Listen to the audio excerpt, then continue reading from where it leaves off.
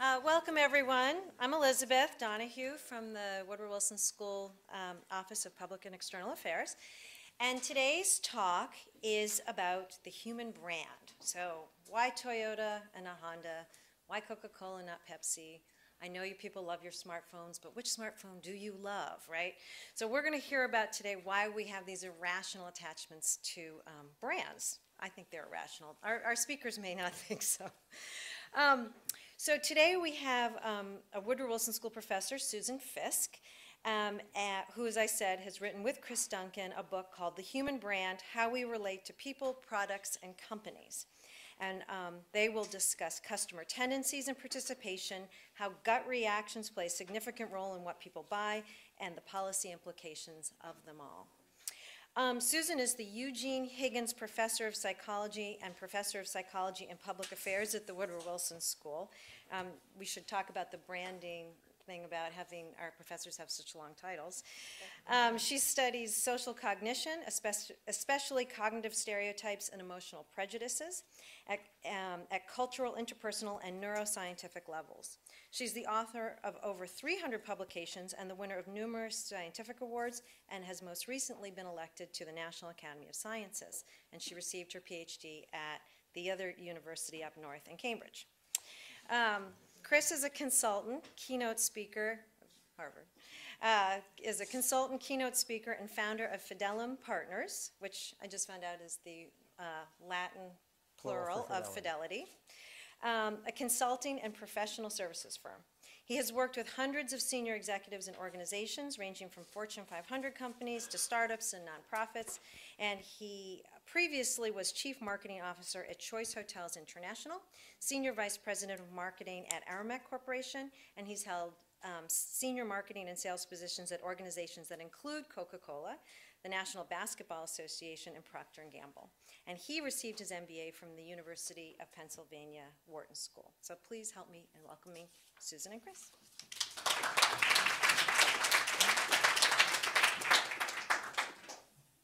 Can you hear me on the mic? How's that? Better? Okay. Well, I want to welcome you on behalf of both of us. We should probably call this talks because Chris and I are going to tag team here. What I wanted to do first was to thank many of the people who have supported the research in my lab. These are undergraduates and graduate students and postdocs, some of them in this room, and it takes a village to do research. So when you hear about the research that we've done in my lab, these are some of the players in it. But also there's financial support, and we appreciate that very much too. And we appreciate your attention because, you know, that's what makes us excited about what we do. The way we're going to be doing this is Chris is going to take the first crack at this. Thanks, Susan. So to provide some context for our discussion today, I'd like to tell you a story. And to tell that story, I'd like you to travel back in time with me. The time before we had our cell phones and our email and our laptops and our Facebook. Back to December of 1982. For a refresher for those of us who weren't alive, in December of 1982, that was when Michael Jackson released the album Thriller. Dustin Hoffman dressed in drag in the movie Tootsie, which was #1 at the box office. Personally, I was a freshman in college. I was at least alive kicking at that point. But about 60 miles from here, a woman named Mary Lou Dinalo was working as a frame attendant for New Jersey Bell at their central switching office in Rochelle Park, New Jersey. The tools of her trade were a soldering iron and a telephone handset. This was back in the day when a new telephone line was connected. Someone had to literally solder a copper wire onto the frame and then test it to make sure that it worked. It wasn't glamorous work. It didn't pay very well. But it did offer benefits and a pension, which was important to Mary Lou because she was a single mother struggling to support a teenage son and daughter. And as the holidays approached, Mary Lou started to think about what a difficult year it had been for them financially and wanted to do something to make Christmas a little bit more special for her son and daughter. And so she decided to work some overtime hours at the training facility in Hackensack. Here's a snapshot of Mary Lou taking a break from wrapping presents. Now, as it turns out, the training facility in Hackensack was not in a very good area. In fact, one of her colleagues had been mugged walking down the alley to the parking lot behind the building just a few weeks before. And so she was a little nervous and apprehensive about working this overtime shift. But she said she wanted to put those fears aside and again wanted to make Christmas a little bit more special. And so after her shift in Rochelle Park, she headed for Hackensack. The first night was smooth sailing. No problems at all. She enjoyed meeting new people, made it to her car without any trouble. On the drive home, she even started to make a mental list of some of the gifts she might be able to afford if she just worked a few more overtime hours. The second night, however, was entirely different. As she entered the alley, she noticed there were two men standing at the other end in the shadows. And this made her nervous, but again, she decided to put her fears aside, maybe just keep her head down, avoid eye contact, and hopefully she'd get to her car without incident the way she had the night before. About halfway down the alley, she noticed two men had entered it and were walking very quickly toward her. And for reasons that she couldn't explain, she felt certain they were going to attack her. She felt panic sweep over her. Her plan to avoid eye contact went right out the window. Her eyes instinctively became focused on their faces, trying to make out their shape and expression. And then when the men were about 10 feet away from her, she could feel a scream welling up from within inside her. And then her full-throttle brain recognized something familiar, but before she had a moment to think, the words, "Hi, Frank," came out of her mouth, and the two men stopped, dead in their tracks. Now, Frank Passarella had been a pretty nice kid when he was younger.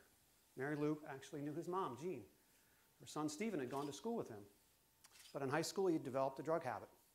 And after graduation, without a job, he began stealing to support that habit. It gotten so bad that his parents actually put a deadbolt lock on their bedroom door so he wouldn't sell any more of their valuables.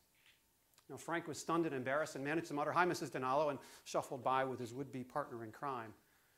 And Mary Lou made it to her car and drove home with her heart pounding in her chest all the way home, certain that if she'd not recognized Frank, she would have been his latest victim, and it would have been the happy holiday that she had planned. So how do we know all of this? Well, in fact, Mary Lou is my mother-in-law, and I have been hearing this story for 22 years in vivid detail every Christmas. I think the details have gotten more vivid every year, actually. But what is it about a story like this that we can all relate to? What is it about our psychology that enables us to navigate through these threatening situations with very little information, very quickly, and very successfully? Well, the answer to that question is actually rooted deep in our past. Because Mary Lou, like primitive humans tens of thousands of years ago, had to make two kinds of decisions very quickly and very accurately. First, she had to determine what were the intentions of the men at the other end of the alley towards her. Were they friends or foes? Were they going to help her or hurt her, give something to her or take something from her? Or said another way, what degree of warmth could she pick up about their intentions?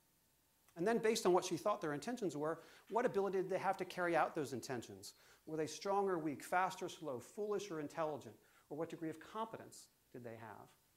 And it turns out that in the original game of Survivor, tens of thousands of years ago, these were the most important decisions humans made every day. Not only when they were navigating through situations with strangers, but also in their daily interactions with family members or members of their tribe. Because in the original game of Survivor, if you got kicked out of the tribe, you didn't get to go to Redemption Island like they do on TV, right? More likely, you were dead within a few weeks because we're so dependent on one another for food, clothing, shelter, and protection. And so this became hardwired through evolution into us to make these decisions very quickly with very little information. And we do it almost without thinking, almost like breathing. It comes very naturally to us. And we are simply the latest in a line of 1,000 generations to inherit this time-tested ability that has a tremendous impact on our perceptions, our emotions, and our behavior. But I'm not really the expert on this. Actually, Susan is the expert on this. And so I'm going to let her tell you a little bit more about warmth and competence and how it impacts us. So, as a scientist, one of the things that keeps me fascinated is how adept people are at reading other people and looking for these judgments of warmth and competence. But one way to frame this is to think about it as people are able to infer, maybe accurately, maybe not, what they think is other people's intent. And that's really kind of a miracle when you think about it, that we look at another person and within a fraction of a second we decide this person has trustworthy intent or untrustworthy intent. That's really rather amazing. Now, we're often wrong, but that doesn't ever stop us. We do it well enough. But so I think, it's a miracle that we are intent detectors. And as Chris described, right away, the first thing you decide about another individual, and I would also say about groups of individuals. So there's a new group of immigrants coming to our shores. You decide very quickly whether you think that they have good intentions or bad intentions. It's not an accident that the sentry calls out in the night, "Halt, who goes there, friend or foe?" People make these decisions very quickly. And then the other decision they make is the person or is the group capable of enacting their intentions? Because if they can't enact their intentions, then they don't matter as much as if they can. So this very simple framework we've discovered in the last 15 years of research creates a mental map of the space in society across many different cultures. So this map, we've applied it in our research to groups of immigrants, social classes, ethnic groups, and also to individuals, animals, corporations, which is part of our focus today, and even diseases. So and then what we'll do is talk about that a bit, and then toward the end we'll talk about some of the implications for policy related to prejudices and discriminations, science communication, and companies' role in society. So that's where we're headed. But first, the evidence. I'm a scientist after all. Okay, so when people are detecting groups' intent, they are in effect creating a four-part space. And in the low part of the space, groups that are perceived, and this is perceived, it's not accurate. It just says what people report to us is perceived in society, is that poor people and homeless people and immigrants, especially undocumented immigrants, are seen as having untrustworthy intentions and also seen as having low competence. That combination leads people to report that people in society react with disgust to those groups. So that's a really bad place to be because disgust is something you can direct at a thing as well as a person, and so it's kind of a dehumanizing emotion. The direct opposite of that are the groups that are seen as high on both dimensions. People perceive them as having good intentions and being competent to enact them. And in society, it's the in-group, it's the societal in-group, so like Americans for Americans, middle-class people, so they would be reference groups for everybody, and our allies. And people report pride and admiration in those groups. So this is the all good and the all bad. And there's decades of intergroup relations research that talks about this. So this much of it is not so surprising. Part of what's interesting is that we talk about combinations. So for example, groups that are seen as having good intentions but low competence are stereotypically including older people and people with disabilities. And people report an ambivalent emotion toward these people, which is pity. So I don't know about you, but I don't want to be the object of pity, because pity is patronizing, right? So it's a mixed emotion directed at people with a mixed stereotype at them. In the other diagonal, you see people who are seen as being competent but cold. So rich people all over the world are seen that way, professionals, and by the way, people who go to Princeton University. So just saying. People in that part of the space reportedly are envied. And envy is also a double-edged emotion. It's ambivalent. It says, you have something I admire and I wish I had, and by the way, I wish I could take it away from you, right? So envy and pity are ambivalent emotions consistent with the ambivalent stereotypes associated with them. Okay, so this is a sort of idealized view of the kinds of things we've been finding. When we do a random sample survey of Americans, what we find is that they report that the groups are in those quadrants that I've just described to you. For those of you who are statistics wonks, the circles are cluster analysis indicators. So you see in the low part of the space, people on welfare, poor black people, but also poor white people end up in that part of the space. And notice that homeless people are all the way off the bottom of the graph. In fact, in statistical terms, they're 3 standard deviations out, which means that they're technically in a different population.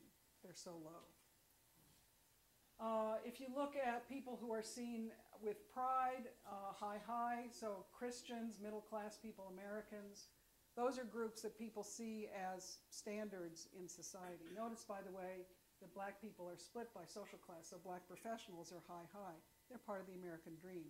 Poor black people are along with other poor people. In the ambivalent parts of the space with pity, you see people with disabilities and older people and people with mental disabilities. And in the envy part of the space, you see rich people. And in the United States at this time, people who are Asian or Jewish or British are seen as very competent but not so warm. So this particular study is a representative sample survey, the emotions directed toward these parts of the space. And I forgot to say, by the way, Amy Cuddy and Peter Glick are my collaborators on this work. This matters in part because of the behaviors that people report are directed toward these parts of the space. The top half of the space gets helped and protected actively. The bottom half of the space gets attacked and fought with actively. On the left-hand side, there's more passive negative behavior, excluding and demeaning, and more passive positive behavior on the right side, going along to get along and associating. So the low people get two negative things, the high people get two positive things, but the mixed part of the space gets this weird combination of, for example, the pity cell. They get helped and protected, like when you institutionalize somebody, you're ensuring their safety, but they might be socially left out. And we institutionalize people in the top left corner. In the bottom right corner, when things are calm, people go along to get along and shop at each other's stores and rely on each other. But when there's social breakdown, they can be the objects of genocide and mass killing. Many genocides are directed at people in the lower right corner. So the reason that this drives me as a research topic is precisely because of these kinds of behaviors that can be directed toward groups. Not all prejudices are the same. Not all discrimination is the same. So that's the message of this. We've now applied the stereotype content model. This is Federica Durante, who is responsible for coordinating it, to dozens of samples all across the globe. What we find is that if you ask people in a society what are the relevant groups in their society, and then you ask them to rate them on warmth and competence as they're perceived in that society, the groups spread out across the space. And middle-class people end up in the same place they do in the United States. Rich people end up in the same place. Poor people end up in the same place. And older people end up in the same place. That much is constant across countries. The rest of it varies more depending on the local conditions. But this is encouraging to me just because it seems cautiously like this might be a universal phenomenon. It's not just an American political correctness thing or multiculturalism or something like that, because it's across all these different countries. There are some cultural variations in East Asia and also in some high conflict Middle Eastern countries that I can talk about later if you want. In fact, I'm going to talk about it later. It appears. So if you want the comparative data, come again.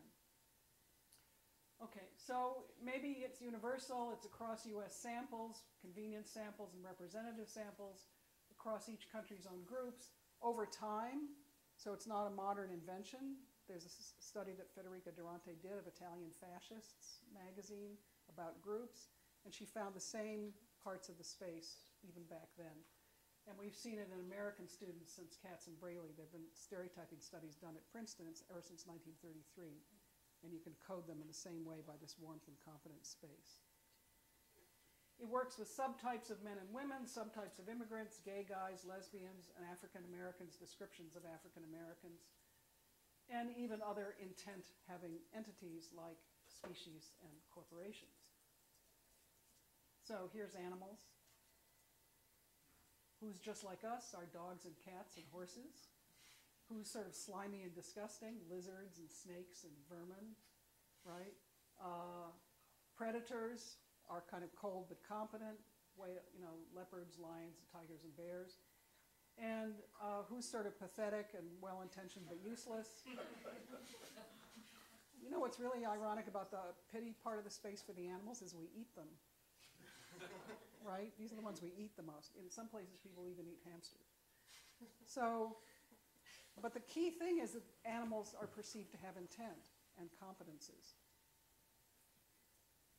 So here's another one. I'm putting this up mainly just to show you that it works with different, I'm going to come back to this later.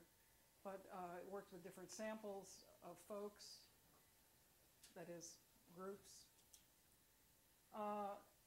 One of the case studies we've looked at is immigrants. So I said that immigrants often end up in the low, low part of the space, but if you specify subtypes of immigrants, what you find is that the immigrants who are in the low, low part of the space are immigrants of color. They're Latino and black from Africa, so, and undocumented immigrants in particular. So they're in the lower left corner. The homeless people are a reference point, so they're not supposed to be immigrants. If you look at which immigrant groups are seen as warm but incompetent, that's the Italian and the Irish, even today. Which immigrant groups elicit envy? It's the Asians, as you would anticipate from what I was showing you before. And what immigrants are part of the high part of the space? Well, generic European immigrants, and by the way, Canadians, who we like better than us. And that's because Canadians are just like us, only they don't start wars. Or maybe, I don't know. But anyway, so what this does is, for me, it breaks down what people are talking about when they talk about immigration as a problem. They're not talking about the Asians. They're not talking about the Canadians. They're not talking about the Irish and Italians. They're talking about the people who are seen as Mexican or Latino or African or South American generally. So, you know, it's a way of understanding better what people are talking about when they use code words like immigrants. We've also, Sorcerer's Apprentice here. Okay. We've also asked Princeton students about their views of various mental illnesses, and subtypes of mental illnesses are interesting too from a policy point of view because it affects who seeks treatment and what kind of stigma they worry about if they do. So in the low, low part of the space are nonspecific psychopathology and schizophrenia and multiple personality. People find those folks to be untrustworthy and not competent. And it's not too surprising that mental retardation and Down syndrome would be seen as, you know, well-intentioned but not competent. It fits the other data. What I find kind of odd as a sort of stereotype is that depression and bipolar disorder and OCD are seen as basically brilliant mad people, right? Like you wouldn't necessarily want to trust them, but they're supposed to be like really highly competent, which is an interesting stereotype. And also I find interesting that for Princeton students, reportedly, eating disorders and ADD are normal, right? I mean, they're saying those are warm and competent people, just like other reference groups. So it's food for thought, but also relates to help seeking and what people feel would be relevant in terms of how they would be seen for seeking help. So the overall causal model, just to finish on a conceptual note, social structure is at the front end, but the images I've been talking to you about warmth and competence lead to particular kinds of behavior that can have tragic consequences. The proximal cause of behavior, empirically, are the emotions. That is what best predicts the behavior. But farther upstream, you have social structure, perceived competition or cooperation, and perceived status. Cooperation, competition predicts trustworthiness, and status predicts competence. So this is where we're coming from. And intent is key in all of this because cooperation, competition, and status cooperation, competition in particular gives rise to the idea of who's got trustworthy intentions and who doesn't. Okay, so the policy implication one was there are varieties of bias, of prejudices, and they're not all the same, and it's important to know what they are in order to intervene in them and understand the problems. Policy implication number two, this may seem off the wall, but you'll see it's relevant too, is how to communicate science given that people are intent detectors. So people view science communicators as having intentions of one kind or another. And one of the questions that we asked ourselves in going into this line of research was, maybe science communicators have the respect but not the trust, and maybe that's one reason why we aren't always effective. So what we did, Sydney Dupree and I, and I'll show you a picture of her in a minute, we polled people online for typical American jobs. We selected most common, which included forms of being a scientist. and then we polled a new sample about the jobs and about how American society views them. What we find is this. First of all, in the high part of the space include people like nurses and doctors, and by the way, teachers and professors. That's pretty good for science communicators. In the envy part of the space, though, you see researchers and scientists falling into that part of the space with CEOs and lawyers, competent but cold. So that suggests that for science communicators, what they have is competence and respect, but what they're lacking in people's minds is trustworthiness and being people like us. I mean, it could be worse. We could be over here with prostitutes and dishwashers and garbage collectors. So that's not happening. And if you're wondering, in the pity part of the space is where unemployed people might be. But these are all jobs, so they're not fitting in there. So that's, you know, one lesson that we can take this and apply it to a particular form of communication. Okay. So if let me just finish on this one, which is the reason that I worry about scientists being seen as coldly competent, or anybody who goes to Princeton University as being seen that way, quite honestly. I mean, those of you who are students here know how hard it is when you're meeting somebody for the first time to decide, when do you tell them, oh, I go to school in New Jersey, or I go to school outside New York, or do you say, I go to Princeton, and the conversation stops there and they don't want to talk to you anymore. So it's an issue. So what we find is that the people in the cold, competent part of the space, primarily rich people and professionals and people with privileges and elites in general, are subject to the downstream effects of envy, which include people saying when good things happen to envied groups, they don't feel so happy about that. And they don't feel so bad when bad things happen to envied groups. Well, that's called Schadenfreude, malicious glee, right? So Mina Chikara did her dissertation on this, and what she tried to package was what happens when, you know, somebody really rich has a downfall and people kind of smile about it, and the zygomaticus major. So she hooked up electrodes to people's faces while they were looking at pictures of people from all parts of the space and who were having good experiences or bad experiences, mundane ones. Had a good sandwich, got splashed by a taxi, and so on. And what she found was that for most groups, the positive events more than the negative events make people smile a little bit, you know, just a little bit. The muscles there start to activate, ready to smile, except for the envied groups. So even for the disgusting out groups and the pitied out groups, and of course for the pride out groups, people smile more to good events than bad events. But for the envied out groups, people smile more to the bad events than the good ones. That's Schadenfreude, right? So, you know, to be in the cold, competent part of the space, it's dangerous because people are sort of happy when you get your comeuppance. It's worth thinking about. Okay, so I'm going to change gears here for a moment. So this is a way of handing it back off to Chris. So you see in there with the scientists and the researchers are also accountants and CEOs and lawyers in the envy part of the space. And over here in the disgusting part of the space are customer service agents and food service workers, and close to it are retail workers and salespeople.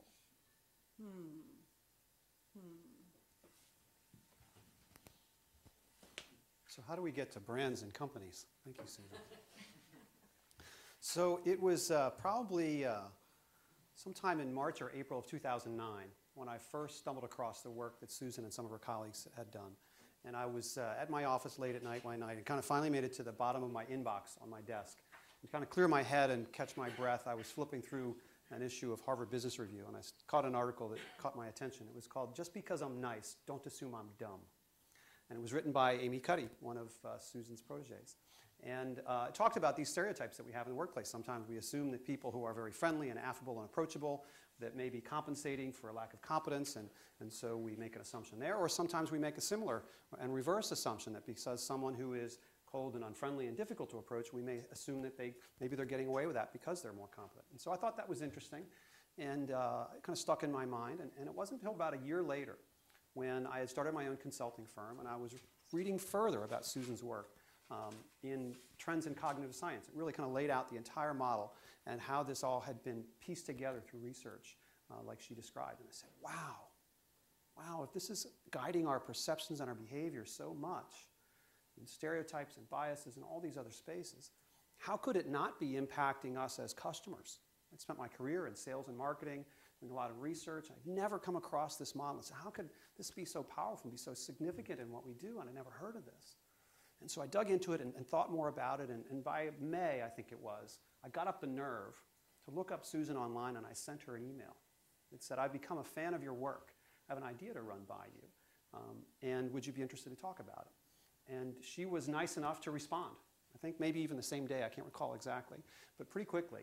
And the idea that I wanted to run by her, I said, I have a hypothesis that warmth and competence is also guiding customer behavior and loyalty towards companies and brands as well. And at the time, there were some really significant things going on. The Gulf oil spill was literally spilling oil into the Gulf of Mexico still. Toyota was in the midst of this massive accelerator recall turmoil. And Johnson & Johnson from just up the road was being called in front of Congress to account for all the problems that they had and product recalls that they had with Tylenol products and so forth. And so we thought this might be a really interesting time to take a look at how these companies and brands are perceived from a warmth and competence standpoint, and do they generate the same emotions and behaviors that we've seen in all the other social science research. And so that's what we undertook, and it was actually over the next 2 years that we conducted research on over 45 different companies and brands in a series of studies that really became the basis of our book. And so that's what I want to show you real quick. So as Susan described, in the upper right-hand quadrant, what we found was lots of household names, your McDonald's, your Coca-Colas, your Johnson & Johnson's, your Hershey's, your Campbell's, and including Amazon and even some well-known nonprofits were seen as both warm and competent and admired. In the lower left-hand side were all the financial services and insurance and oil companies and tobacco companies, all the companies that we have all this venting frustration about, that have this power and have lack of accountability in some respect. You can see, a little bit like the homeless, BP was almost on another chart. It was so low, we kind of needed to expand the scale. In the lower right-hand side, a little bit like what Susan described, we found a lot of luxury brands. Mercedes and Rolex and Rolls-Royce and things of that nature. And it's important to point out, as with the other studies, this is the general US adult population, right? So if you're an owner of a Mercedes, you may not see Mercedes this way, but for most of the population, that's a luxury item that's out of reach. It's a little bit less approachable. It's a little bit less trustworthy. And then we weren't sure what we would find in the upper left-hand quadrant, and we had to dig deep. But what we found actually was a lot of government subsidized entities, like the Postal Service and Amtrak, that perhaps were very well intended, but not very competent, and perhaps without the benefit of that public subsidy wouldn't continue to exist relative to their commercial competitors. And so we saw the same pattern across all 4 quadrants, spreading out as we'd seen with all these other social groups. And so this was all very helpful and very interesting. Gosh, we're seeing the same pattern. There's evidence that we see companies and brands in the same way.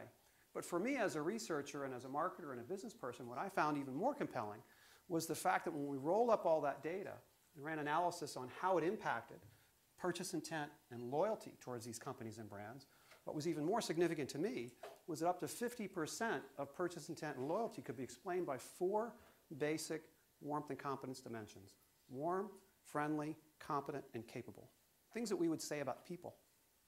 And is it any wonder that in an era where we have more data than ever before on companies and customers and brands, we have more ways to communicate with customers than ever before, arguably more competence than ever before, why is it that in almost every category or industry, customer loyalty has never been lower? One of the things that we found that seemed to explain that is that across the entire social psychology work, warmth is actually the dominant factor. We are driven more by warmth than by competence. I think that had perhaps a greater impact on our survival through evolution. And every company and brand that we evaluated was more perceived to be more competent than warm and fell short of expectations around warmth. And so for me, this was really significant. And as I reflected on it as a business person and started to think about all the things that I had been trained and taught during the course of my career, it caused me to think, gosh, I think a lot of the things that we do in business are actually doing ourselves more harm than good. It caused me to question about 50% of everything I'd been taught and trained. Perhaps a lot of the things that used to be true are no longer true, or perhaps they were never true at all. And so it inspired me to want to dig deeper into this and share with others what we learned and see if we could find a better way forward. So I think one of the ways to kind of bring this to life for you and how this really has an impact on us in today's day and age is another story. And so it was in August of 2012 that Teresa Cook lay dying in a hospital bed in Nashua, New Hampshire, in the final stages of pancreatic cancer. By her side was her 21-year-old grandson, Brandon, wanting to do whatever he could to make her last days as comfortable as possible. And one of the most devastating things about pancreatic cancer is that it wreaks havoc on your digestive system. It takes away your appetite and causes rapid weight loss, just the time when your body needs strength to fight the tumor. And so Brandon was trying to get his grandmother to eat something. And she was resisting. She says, "This hospital food is awful. I want no part of it." But he was unrelenting and stuck after her. And she said, "Well, there is one thing. If you could get me my favorite food, I'd give that a try." He said, "No problem, grandmother. What is it? I'll be happy to get it for you." She said, "Well, how about a bowl of clam chowder in a bread bowl from the Panera Bread shop?" Brandon's like, "No problem. I will take care of that." He gets on the phone, calls up the Panera Bread shop on Amherst Street in Nashua, New Hampshire, and says, "I'd like to place a pickup order for clam chowder." And there was a pause on the line. And there was a response, "I'm sorry, there's a problem. During the summer, we only make clam chowder on Friday. Can you check back with us on Friday?" And Brandon says, "No, you got to understand, my grandmother may not be with us on Friday. She's very ill. We need to get some food into her." And so the manager got on the line, Susan Fiske, and she said, "No problem. You come right over. We'll have the clam chowder ready when you get here." And it was ready when Brandon got there. And in addition, Susan had put together a box of cookies for Brandon. And she said, "There's no charge. Just let us know how your grandmother's doing. And if you need more clam chowder, we'll be here for you." And he did get back to her because Teresa Cook had more clam chowder on that Friday and again on the following Tuesday. And it wasn't until Saturday, August 18th, that Teresa Cook finally passed away with her family by her side. It was just another week.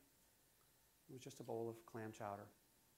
But for Brandon and his grandmother, it was a matter of life and death, one that they would never forget. And it turns out that there are a lot of other people that will never forget as well. Because on that first Tuesday, Brandon sent a thank you note to the folks over at the Panera Bread store on Amherst Street. And he sent that thank you note on his Facebook page. What do you imagine happened next? Well, within a few days, 800,000 people around the world had liked that post. Nearly 35,000 had posted comments. And many of them were from other Panera employees, saying, "This is why I'm proud to work at Panera. We do things like this in our community as well." Families saying, "This is why I'm taking my kids to Panera for dinner tonight." Others saying, "We don't have Panera in our town, but when it comes, we'll be the first in line." What accounts for this tremendous outpouring of emotion? Was it the quality of the clam chowder? The speed of the service? The location of the store? The price? No, it wasn't any of those things. It was a genuine act of compassion and warmth towards another person. We don't have to think about that. We feel that, it moves us, and we act. And as a result, people not only concluded that Susan Fiske was a very nice woman, but also that everybody at Panera must act that way. The whole company must do things like that. We jump to those conclusions. We draw those stereotypes. It has an impact on our behavior. And so what we have drawn from all of our research and stories like this is that all evidence suggests that probably people were the first brands. Faces, very likely the first logos. And all the branded trade and commerce we've been engaged in for the last several thousand years is probably just an adaptation of the way that we are wired through evolution to interact with one another. And so we can say every human is a brand. Every brand is human. The way our brain processes them and perceives and acts on them is very, very similar. And so if you think about it, it makes sense. For most of human history, commerce between people has been conducted face to face. That's where we picked up all of that warmth and competence information, using all of our sight and sound and perceptions, the face expressions, the body language, all of that. And often the decisions we made were as much about the person we were dealing with as it was the product or service, the relationship that we had. It was a symbiotic relationship between the merchant and customer for ages. And then something changed, right? The Industrial Revolution came along. Well, let's take a look at that. Let's take the cobbler, for instance. For thousands of years, cobblers have made shoes, not only by hand, but literally shaping it to each person's individual foot, not only by name and face, but right down to the tips of our toes. And there was this relationship that had balance in it. In the small community, before the Industrial Revolution, the merchant was as dependent on the customer as the customer was on the merchant. We didn't have credit cards and direct deposit. We often had to pay with IOUs and barter. And there were lots of unforeseen things happen, whether it was weather or illness or what have you. And so there was this balance. And honestly, if there was a misunderstanding or a problem, it usually got worked out pretty quickly. Because if a merchant did wrong by a customer, pretty much everyone in town would hear about it by Sunday church. And that merchant would come under pressure to make it right or damage his relationship with others and perhaps put his entire livelihood at risk. And so there's that balance. But then came along the Industrial Revolution, right? Mass production, mass communication, mass distribution. Shoes are now made in a factory. We don't get to see the people that make those shoes anymore.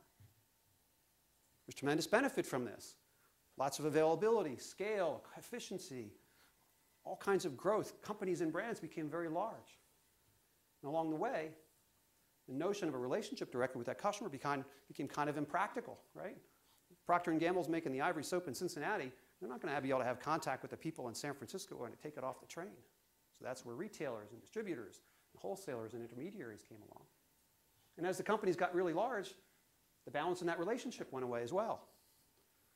Didn't have a social accountability. I had a bad experience in Cincinnati. The people in San Francisco weren't going to hear much about it.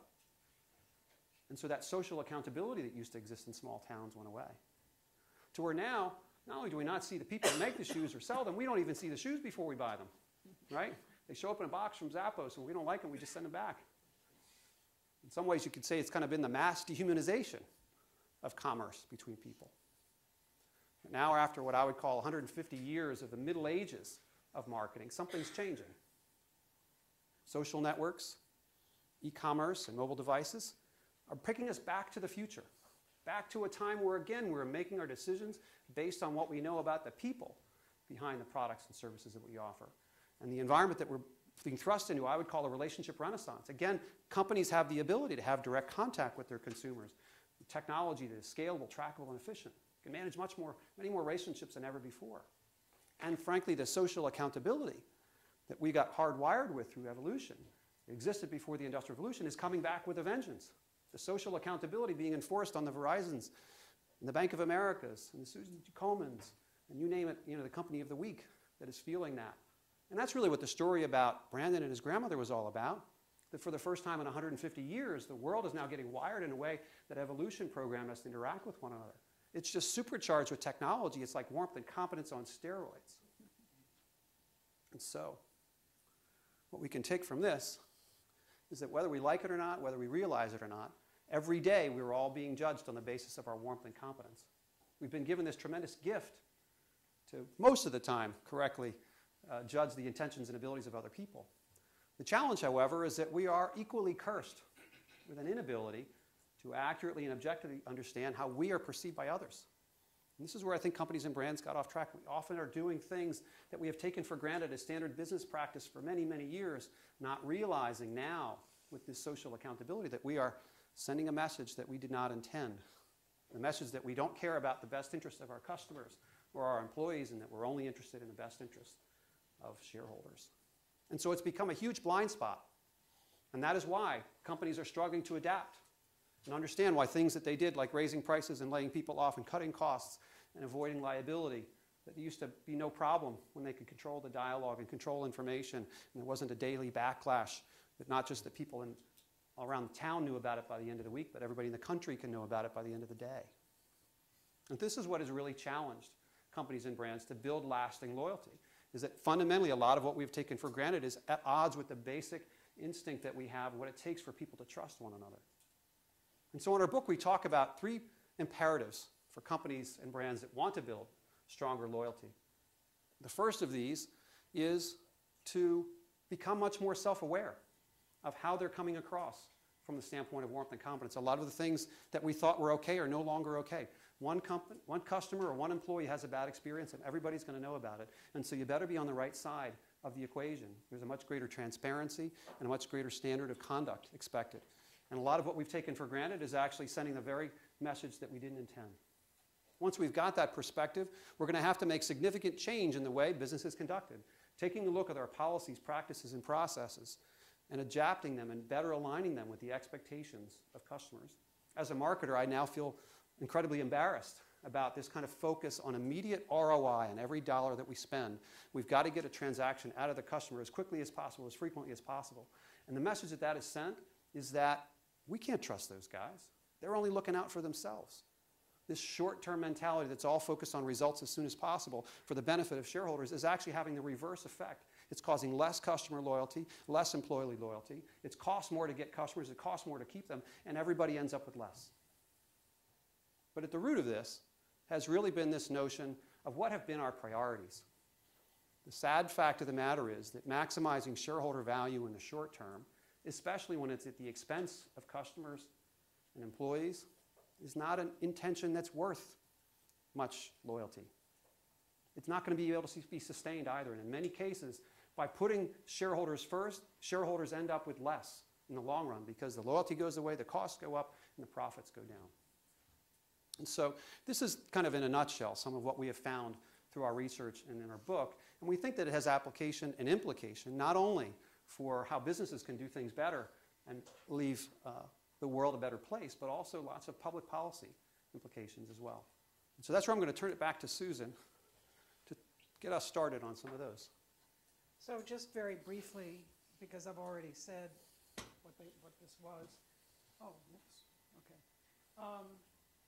So I would say one policy implication from the part of the data that I presented is that prejudices are plural, and you have to pay attention if you're in charge of a group of people, which include people of various kinds. What you might see as being a bias isn't just I hate them.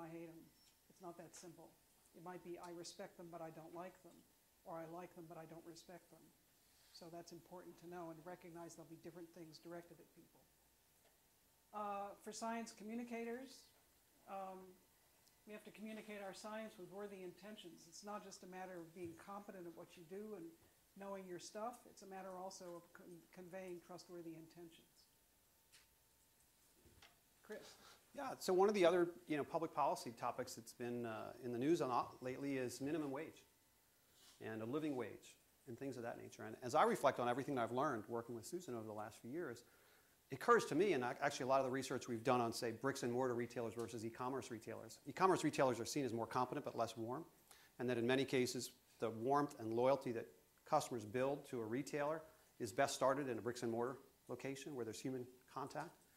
And it caused me to think that for all those businesses that still have employees that interact directly with customers, whether it's restaurants or retailers or other service providers, it's actually a huge opportunity. Right? We've got this asset that is probably a very large part of their revenue or their cost. And how are we using it? We're paying the people the least amount of money possible.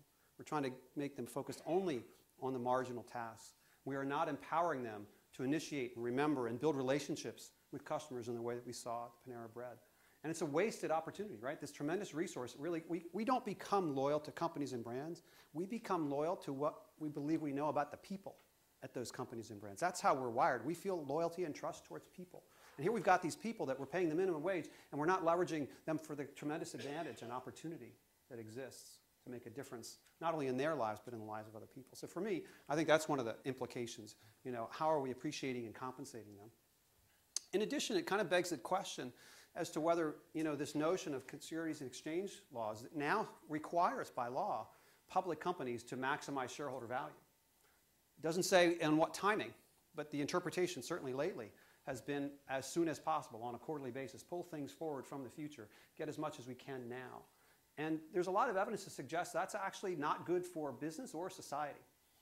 Michael Porter, one of the landmark professors from Harvard who wrote the original competitive strategy text, came out with an article last year talking about the need to have a shared value model. That a lot of this maximized shareholder value approach has been extracting values from society and shifting costs and risk to society, and that we need to have balance in those priorities. And so I think it begs the question as to whether there should be a look at some of those securities exchange laws as to whether the other stakeholders of corporations, in addition to shareholders, like employees and customers, should be equally protected. Not that shareholders don't deserve a return, they do, but not at the expense of other stakeholders. And then, perhaps also this notion, I kind of feel like, gosh, I didn't learn about warmth and competence until I was in my 40s. What could I have done differently if I knew more about this? What would my sons, who are all teenagers now, how could they live their lives differently if they were more aware of these perceptions and stereotypes and biases? How might we all benefit from that? Is that an opportunity from an education standpoint? But as you've listened to this, perhaps there are others as well that you can think of, and we thought this might be a good jumping off point for taking your questions. So I hope this is helpful. Thank you. Thank you.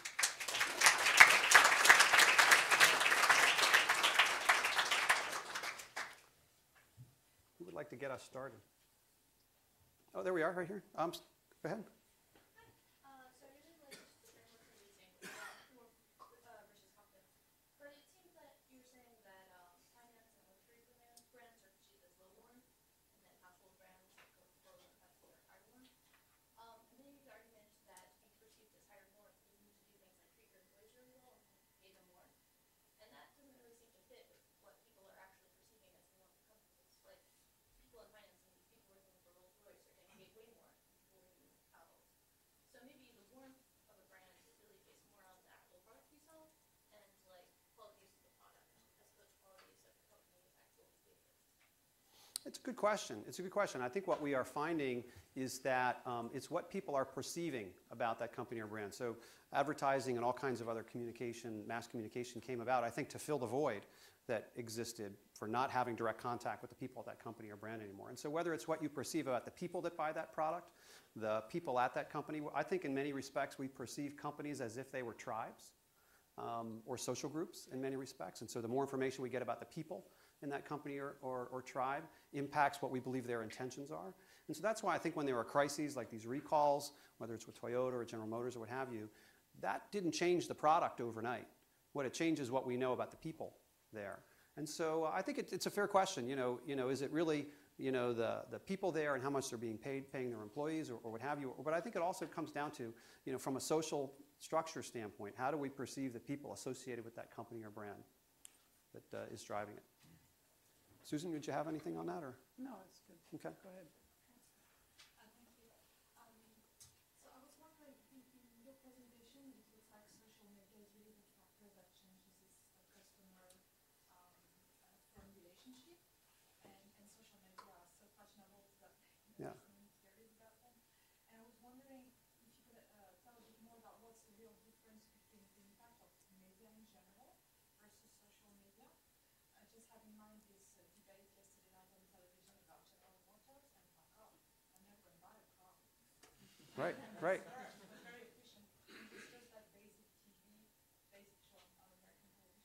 Yeah, so there are a couple things there. One is I think advertising has become perceived as not credible and reliable. And so I think if we think about things that we say about ourselves, we are not always the most credible and reliable source of information about ourselves, particularly when we're going like this, right? If we think about how that comes across. That, I think, is the way advertising has become perceived. I think there was a time, at the dawn of the age of advertising where people thought that everything they heard was true.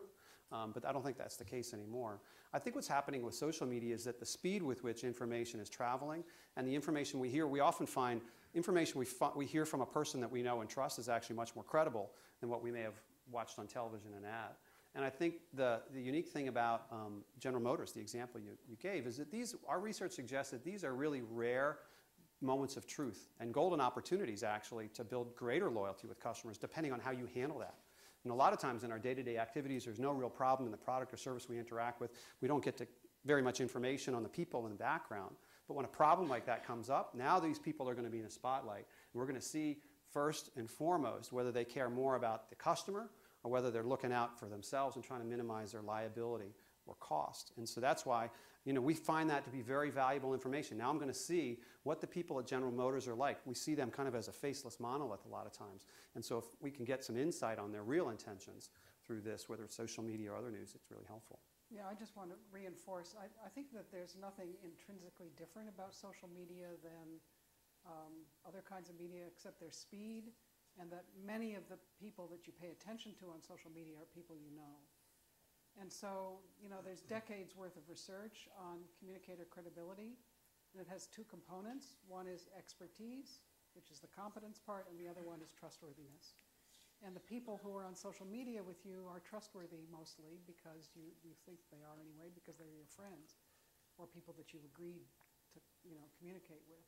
So I think that apart from the speed, I think there's this intrinsic trust in the communicator that would be part of that?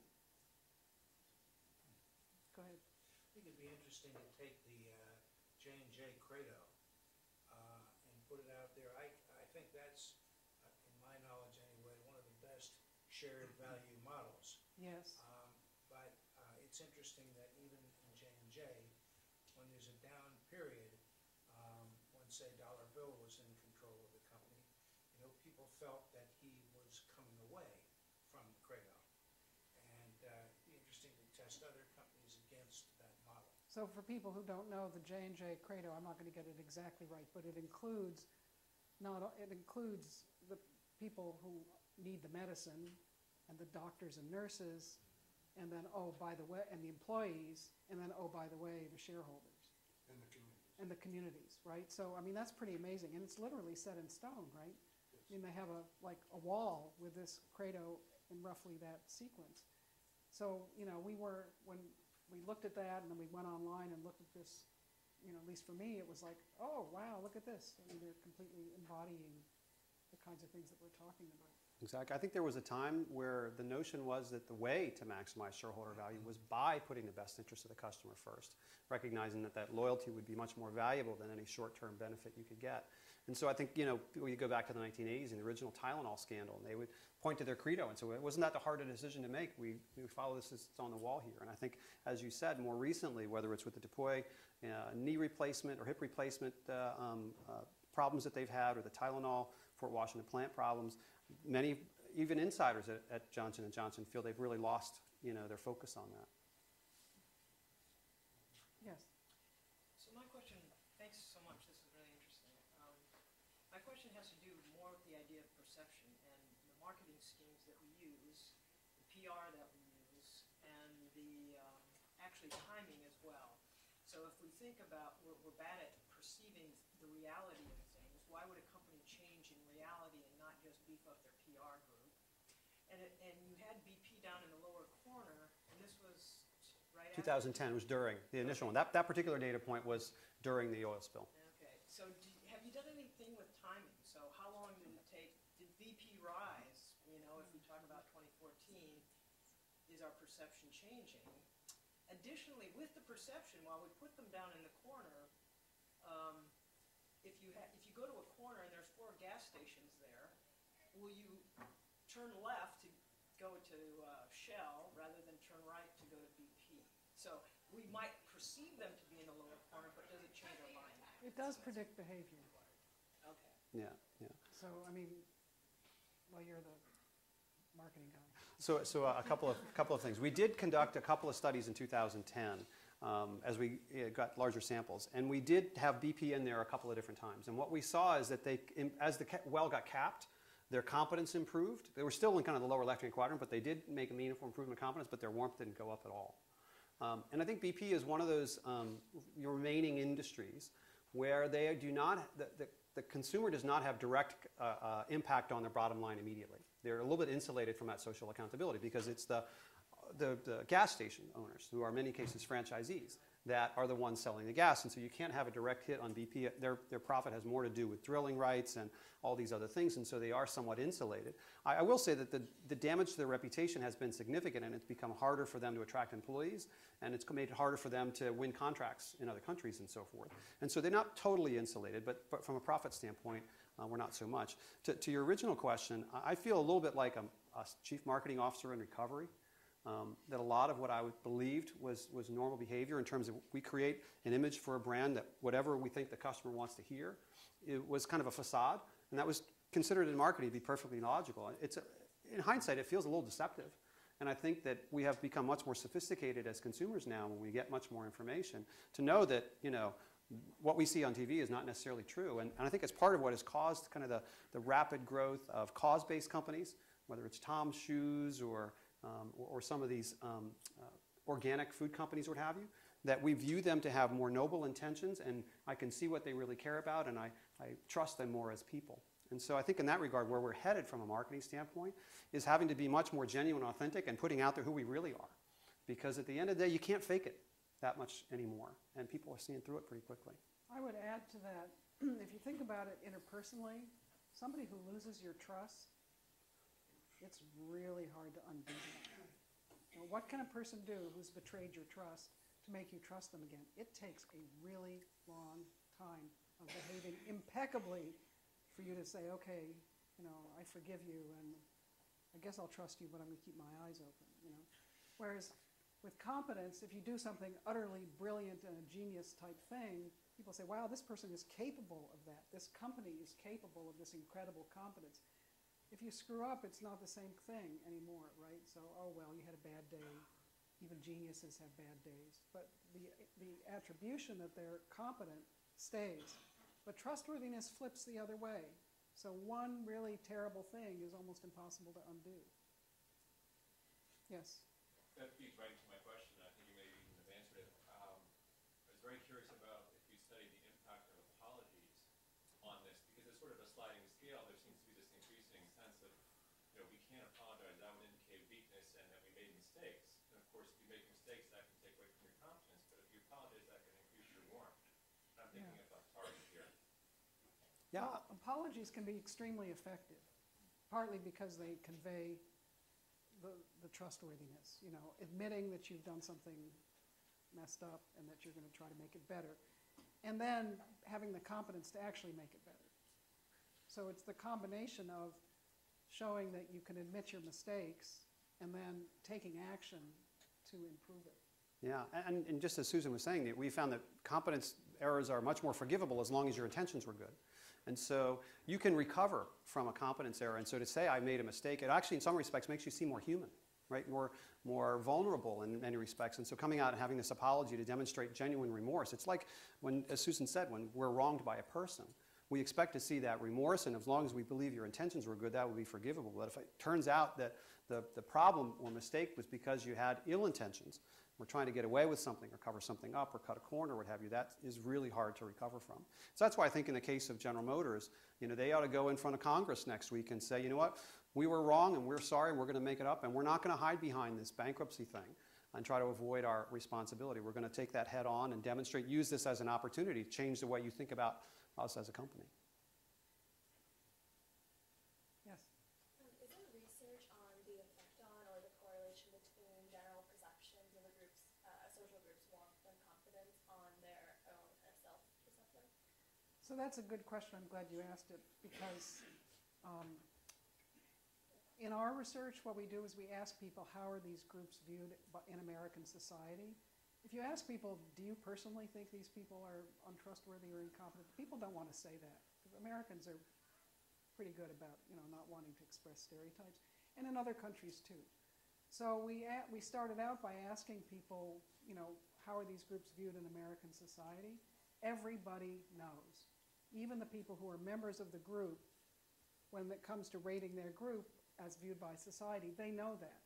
But it doesn't mean they're buying into it. And it doesn't mean the other people are buying into it. So you can report, everybody in this room, like we could do the survey now, everybody in this room could report on the likability and competence of a variety of groups in society. That doesn't mean you endorse the stereotypes, even if they're being applied to yourself. So we don't see very much in-group favoritism, which really surprised me. I thought people would say, oh, my group is better than that, but they don't.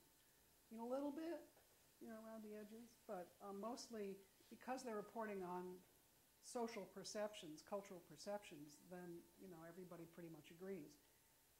The reason it has an impact on emotions and behavior is that we live in a cultural world and we're impacted by things that we don't even agree with, right? So I think that's an important insight about these stereotypes, that even if they're not accurate, even if you don't personally endorse them, there's a lot of evidence from things like neuroscience and, you know, zygomaticus major muscles smiling and instantaneous automatic responses, that the culture influences that in all of us. So even if you don't subscribe to it, if you're aware of the cultural stereotypes, they will have an impact on you. And in the same way, a lot of the reactions to companies can be very automatic, and you might not even agree with them, but it still impacts you, you know, at the spontaneous level. Yeah. Thank you for an outstanding presentation. The companies and the organizations that you studied are big companies and organizations. Mm-hmm. we deal with a lot of smaller and medium-sized corporations who are really struggling today financially. That's not to say the big guys aren't too, but they're really struggling financially. And I think most companies, certainly the business that we had, wanted to meet the 5 areas that Dennis talked about in the credo. You want to do right by everyone. But in a world where it's so difficult to raise money, and where it's just hard to borrow money, suddenly the requirement to have the money, to have the cash flow, to pay your employees, to pay their health care, to pay your lease, those are the things that you do first, and then to make sure the bankers get paid so that they don't pull, your line of credit.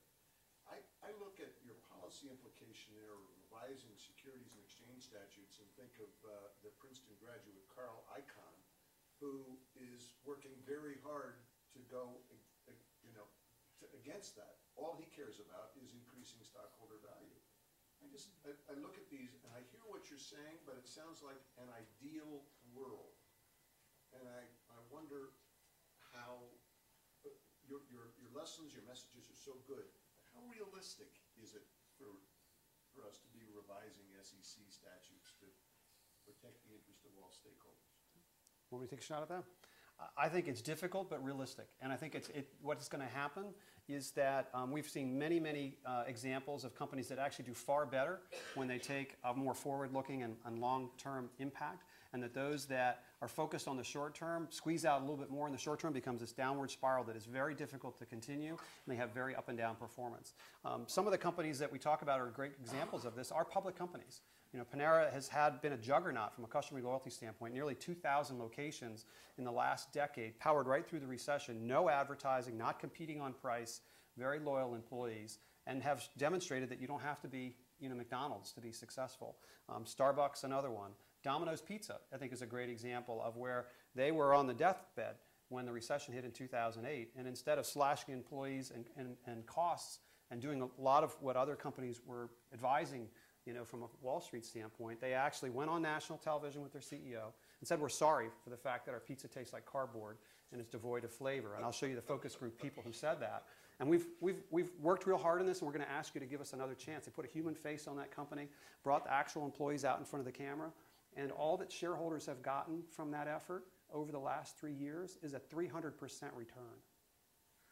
Double-digit sales growth in 2010, highest in fast food industry, and industry-leading growth for the last 3 years. So we think that shareholders actually make out better. Now, I will admit, it's very difficult. Indra Nooyi at PepsiCo, starting about 2008, tried to implement a new strategy called Performance with Purpose, that we're going to not only deliver good performance, but we're going to do the right things for our customers, we're going to give back to our communities, we're going to take care of our employees. And that worked out real well until earnings growth dropped to low double digits. And she became under tremendous pressure, was in threat of actually losing her job, and eventually kind of backed off to hold on to her job. And is kind of quietly trying to introduce it in the background. But to your point, that's not the way most of the world is working right now. It's not the way Wall Street is working. And we think that it's a mistake and that we've done ourselves a lot of harm. What do you think of the Thomas Friedman column that was in the op-ed page not long ago? You must have seen about using the German model as a way to, would seem to fit into this a lot better. And for those of you who missed it, it was simply saying that in the German model, you don't fire people, you just cut back their hours, but you keep them, you let them know that everything's going to be okay, and just we'll get through this period, and then we'll creep back up again. But there was a sense of loyalty to the employees that continued. Yeah, it's interesting. I didn't see that particular argument, but I'm certainly familiar with the argument. And I think it's not only true in European companies, but also Japanese companies as well. This notion is a little bit of more of a socialistic kind of view of capitalism, that there are multiple stakeholders and it's not just shareholders. And I think what we found also, that all the companies that we've looked at, we've yet to see one that delivers really great loyalty with customers and a great experience that really lasts a long time, that isn't doing the same thing for their employees. You can't be kind of cracking the whip, against the employees and expect them to turn around and deliver this great experience with customers. All the same insights apply from a warmth and confidence standpoint. If you don't have loyal employees that stay with you and feel empowered to do the right thing, it's not going to materialize on its own. I think that's a good, one last question. I think is Stephen going to? Is Stephen? Sure, okay, both of you, you're going to be too polite. So go ahead. Quick question about the apologies. I feel like honesty is good, but a lot of times the media just hammers on the 5-second, soundbite where the person admits something, and that's what the people think. So how would you advise on media strategy? How do you present the apology? I would just say briefly, and I'll invite Susan to comment as well, is actions speak a lot louder than words. I think what people are very cynical about is words that don't seem genuine because they're not backed up with action. I agree.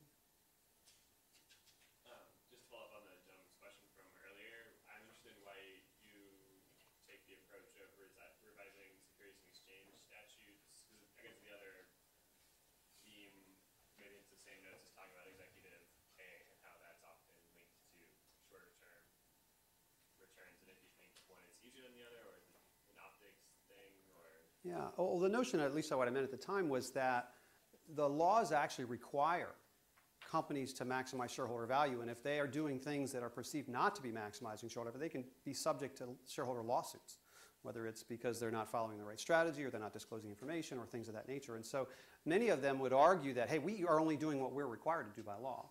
Now, there are others that would say, you have some latitude over the time frame, but there's another very strong movement coming about called creation of a new kind of legal entity called B corporations or benefit corporations, which is in 19 states, is a new form of legal entity, not an S corporation, not a C corporation, but a B corporation that has the latitude to provide benefit to multiple stakeholders, their communities, their employees, and so forth, and not be subject to this kind of legal liability for maximizing value only for shareholders. So I think it's a reaction to the pressure that some feel under. So I have one thing, which is I want to apologize for some incompetence, but my intention was good. Okay. Because I said your name was Chris Duncan and not Chris. That's all right. Chris Malone, so that's my action. Okay, as well. great. But anyway,